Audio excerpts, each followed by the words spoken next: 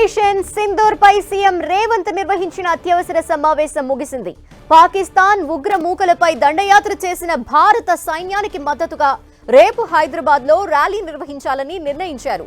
రేపు సాయంత్రం 6 గంటలకు సెక్రటేరియట్ నుంచి నెక్లెస్ రోడ్ వరకు సంఘీభావ ర్యాలీ చేపట్టనున్నారు. ఈ ర్యాలీలో సీఎం రేవంత్ రెడ్డితో పాటు మంత్రులు, అధికారులు పాల్గొంటారు. యుద్ధ సమయాల్లో మనమంతా సైన్యంతో ఉన్నామనే సందేశాన్ని ఇవ్వాలని సీఎం రేవంత్ సూచించారు. అత్యవసర విభాగాల్లో ఉద్యోగులు సెలవులు రద్దు చేసుకుని అందుబాటులో ఉండాలని సూచించారు. మరోవైపు అక్రమంగా హైదరాబాద్ లో ఉంటున్న పాకిస్తాన్, బంగ్లాదేశ్ పౌరుల్ని గుర్తించి తగిన చర్యలు తీసుకోవాలన్నారు. మరిన్ని డీటెయిల్స్ మా ప్రతినిధి కొండల్ అందిస్తారు. కొండల్, దాదాపు 2 గంటలకు పైగా ఆపరేషన్ సింధూర్ నేపథ్యంలో ముఖ్యమంత్రి రేవంత్ రెడ్డి అత్యవసర సమావేశం సమీక్ష నిర్వహించారు. ముఖ్యంగా ఈ ఆర్మీ, డిఫెన్స్, అదేవిధంగా డిజాస్టర్ మేనేజ్మెంట్ సంబంధించిన అధికారులు, పోలీసు అధికారులు, ఉన్నతాధికారులు అందరూ కూడా ఈ సమీక్షలో పాల్గొన్నారు. 2 గంటల పైగా. ముఖ్యంగా ఆపరేషన్ సింధూర్ అన్నది కేంద్ర ప్రభుత్వం ఇప్పటికే పీఓకేలో, పాక్ ఆక్రమిత కాశ్మీర్లో చేసిన నేపథ్యంలో దేశవ్యాప్తంగా ఒక అప్రమత్తత ఉన్న పరిస్థితి ఉంది. ఈ నేపథ్యంలోనే హైదరాబాద్ కూడా అత్యంత కీలక ప్రాంతంగా హైదరాబాద్ ఉంది. దేశంలోనే డిఫెన్స్, నేవీ, అదేవిధంగా ఆర్మీ రంగాలకు సంబంధించి అత్యంత కీలక విభాగాలకు కేంద్రంగా హైదరాబాద్ ఉన్న నేపథ్యంలో పూర్తి అప్రమత్తంగా ఉండాలని చెప్పి రాష్ట్రపతి భావించింది. దీనిలో భాగంగానే సీఎం రేవంత్ రెడ్డి ఉన్నతాధికారులతో సమీక్ష నిర్వహించారు. ఈ ఎక్కడ కూడా ప్రభుత్వ అధికారులు, మంత్రులు అందరూ కూడా 24/7 అందుబాటులో ఉండాలని చెప్పడంతో పాటు హైదరాబాద్లో పాకిస్తాన్, అదేవిధంగా బంగ్లాదేశ్ జాతీయులు ఉంటే వారందరినీ కూడా వారిపైన అప్రమత్తంగా ఉండాలి, వారందరినీ అదుపులోకి తీసుకోవాలని చెప్పి కూడా స్పష్టమైన ఆదేశాలు జారీ చేశారు. మరోవైపు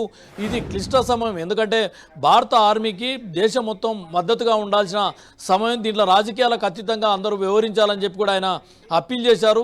రేపు సాయంత్రం 6 గంటలకు సంఘీభావ ర్యాలీ సెక్రటరేట్ నుంచి నెక్లెస్ రోడ్ వరకు సంఘీభావ ర్యాలీని నిర్వహించి భారత ఆర్మీకి పూర్తి మద్దతును, సంఘీభావాన్ని ప్రకటించబోతున్నారు. ఇది ప్రభుత్వం అధికారికంగా ఈ సంఘీభావ ర్యాలీని చేపట్టారు. దీంట్లో పార్టీలకు అతీతంగా కూడా అందరూ పాల్గొని భారత ఆర్మీకి బాసటగా నిలవాలని చెప్పి ఆయన అప్పీల్ చేసిన పరిస్థితి ఉంది. ఇంకా ఈ సమయంలో ఫేక్ మీడియా, ఫేక్ న్యూస్ ఏదైతే సర్క్యులేట్ అవుతుంటాయో సోషల్ మీడియాలో, వీటి పట్ల పూర్తిగా అప్రమత్తంగా ఉండాలి, అటు ప్రజలు అప్రమత్తంగా ఉండాలి, అధికారులు పూర్తి అప్రమత్తతో ఉండాలని చెప్పి ఆయన స్పష్టమైన ఆదేశాలు జారీ చేశారు. దీనికి సంబంధించి ఎప్పటికప్పుడు మానిటరింగ్ చేయాలి.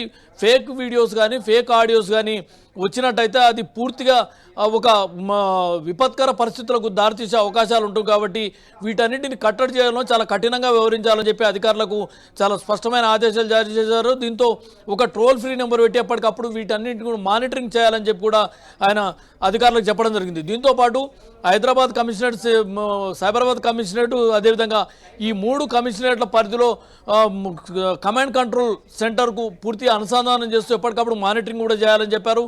మరోవైపు దేశంలో ఎలాంటి విపత్కర పరిస్థితులు వచ్చినా హైదరాబాద్లో పూర్తి స్థాయిలో సన్నద్ధంగా ఉండాలి దిశగా అధికారులందరూ అప్రమత్తంగా ఉండాలి.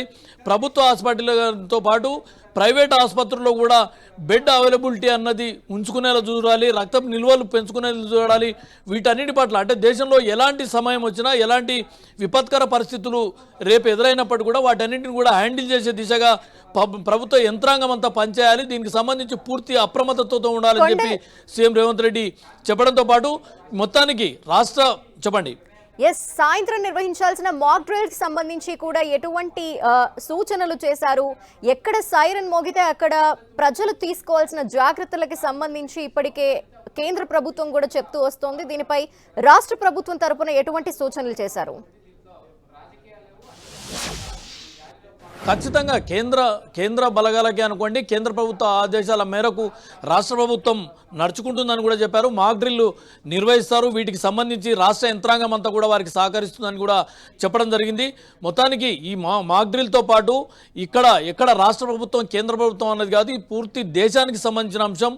ఆర్మీకి పూర్తి స్థాయిలో బాసటగా ఉండాలి, దేశం మొత్తం ఒక్కటిగా ఉండాలి, పార్టీలకు అతీతంగా కూడా ప్రతి ఒక్కరూ బాసటగా నిలవాలని చెప్పి ఆయన అప్పీల్ చేయడంతో పాటు ఈ క్లిష్ట సమయం, ఇలాంటి సమయాల్లో రాజకీయాలకు అతీతంగా ప్రతి ఒక్కరూ వ్యవహరించాలని చెప్పి కూడా ఆయన ప్రత్యేకంగా అప్పీల్ చేయడం జరిగింది. దీనిలో భాగంగానే రేపు సాయంత్రం 6 గంటలకు సంఘీభావ ర్యాలీని ప్రభుత్వం నిర్వహించబోతుంది. ఈ సంఘీభావ ర్యాలీ ద్వారా దేశం అంతా ఒక్కటి అన్న ఒక మెసేజ్ను మనం ఆర్మీకి ఇవ్వాలి, ప్రపంచానికి ఇవ్వాలన్నది ప్రధానంగా ప్రభుత్వ లక్ష్యం. ఒక ముఖ్యమంత్రిగా నా పూర్తి స్థాయి బాధ్యతను నిర్వర్తిస్తున్నానని చెప్పి కూడా ఆయన చెప్పిన పరిస్థితి ఉంది. దేశం అంతా కూడా ఇప్పుడు ఆపరేషన్ సింధూర్కు సంబంధించి ప్రతి భారతీయుడు గర్వపడాల్సిన అంశంగానే చూస్తున్నామని చెప్పిన పరిస్థితి ఉంది ధనలక్ష్మి. ఎస్, ర్యాలీలో ఎవరెవరు పాల్గొనబోతున్నారు ప్రభుత్వం తరపు నుండి? ఇప్పుడు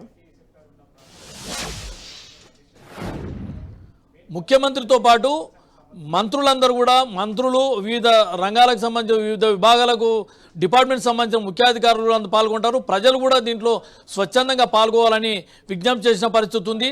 ఈ నేపథ్యంలోనే వీటిలో ఎక్కడ కూడా రాజకీయ అంశాలను దీనికి జోడించాల్సిన అవసరం లేదు. రాజకీయాలకు అతీతంగా అందరూ, ప్రతి భారతీయుడు గర్వపడాల్సిన అంశం. దేశంలోకి వచ్చి ఉగ్రవాదులు చొరబడి ఇక్కడ దారుణాలు చేస్తుంటే ఊరుకుంటే ఎలా అన్న ప్రశ్నను కూడా ఆయన సంధించడం జరిగింది. ఈ నేపథ్యంలోనే కేంద్ర ప్రభుత్వం తీసుకున్న నిర్ణయాన్ని ఆపరేషన్ సింధూర్ను పూర్తి స్థాయిలో స్వాగతిస్తూనే పూర్తి స్థాయిలో మద్దతు కూడా ప్రకటించిన పరిస్థితి ఉంది. అందుకే ఒకవైపు సంఘీభావం తెలుపుతూనే ఆ భారత ఆర్మీకి బాసటగా నిలుస్తూనే, మరోవైపు రాష్ట్రంలో ఒకవేళ ఎలాంటి విపత్కర పరిణామాలు ఎదురైనప్పుడు కూడా పూర్తి అప్రమత్తతో వాటికి ఎదుర్కొనే దిశగా చూడాలని చెప్పారు. ముఖ్యంగా ఏదైతే విదేశీ అంబాసిడర్ సంబంధించిన ప్రధాన కార్యాలయాలు హైదరాబాద్లో ఉన్నాయి, డిఫెన్స్, అదేవిధంగా ఆర్మీ, నేవీకి సంబంధించిన విభాగాలు ఇక్కడ ఉన్నాయి.